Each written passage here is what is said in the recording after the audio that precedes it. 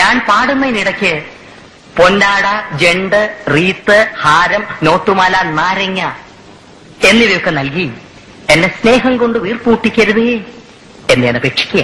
ഞാനൊരു പാട്ട് പാടാം. അങ്ങ് അകലെ വല്ലതും പോയിന്ന് പഠിക്കണം, അല്ലെങ്കിൽ കുറുക്കൻ ഓലി ഇടുകയെന്ന് വെച്ച് നാട്ടുകാരെ മുഴുവൻ ചെറിയ ഓടുകൂടാ.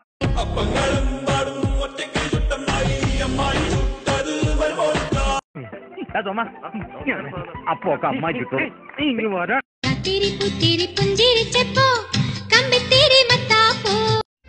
പടക്ക കച്ചവടത്തിനാണെങ്കിൽ ഞാൻ പൈസ തരാം. കാരണം പടക്കങ്ങൾ എന്നും എന്റെ ഒരു വീക്ക്നെസ് ആയിരുന്നു. ചേട്ടാ കുറച്ച് ചോറിട്ടെ. വേണ്ട. ലേശം മോരൊഴിച്ച് കഴിക്കാനായിട്ട്. വേണ്ടെന്ന്. അയല പൊരിച്ചതുണ്ട്, കരിമീൻ വറുത്തതുണ്ട്, കോടം പുളിയിട്ട് വെച്ച നല്ല ചെമ്മീൻ കറിയുണ്ട്, അല്ലേ കുറച്ച് ചോറ്.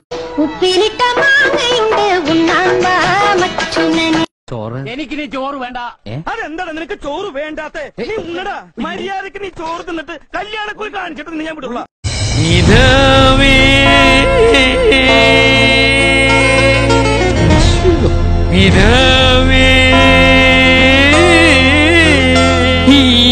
പാദപാദം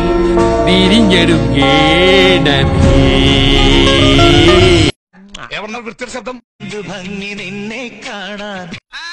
നീ എങ്ങനെ സുഖിപ്പിച്ച് പുകഴ്ത്തി എന്നെ സോപ്പിടൊന്നും വേണ്ട, അതൊക്കെ എല്ലാവർക്കും അറിയാവുന്ന കാര്യമാണ്. ഞാൻ സുന്ദരനാണ്. സുന്ദരി നീയും സുന്ദരം ഞാനും. ഇതാണ് സുന്ദരൻ. ഇവനെയാണ് സുന്ദരാന്ന് വിളിച്ചത്.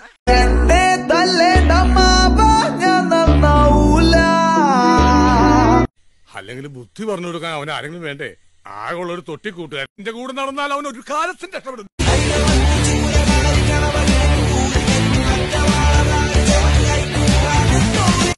മീൻ അങ്ങനെയൊന്നുമില്ല. നെയ്മീൻ, ചാളമീൻ, അയലമീൻ, പിലോപ്പി മീൻ. പോടാ.